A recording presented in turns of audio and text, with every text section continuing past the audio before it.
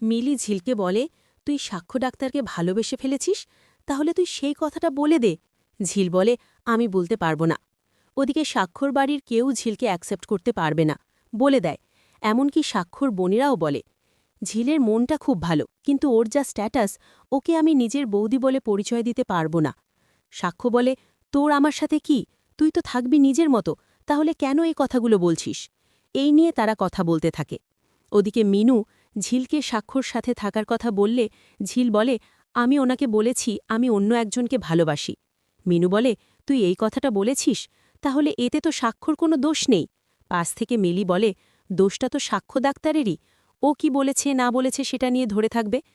ওদিকে সাক্ষ্য চৈতিকে বিয়ে করবে সেই কথা বাড়িতে বলে দেয়, আর বলে, ঝিল আমাকে ডিভোর্স পেপারে সই করে দিয়েছে, আমিও ডিভোর্স পেপারে সই করে দেব।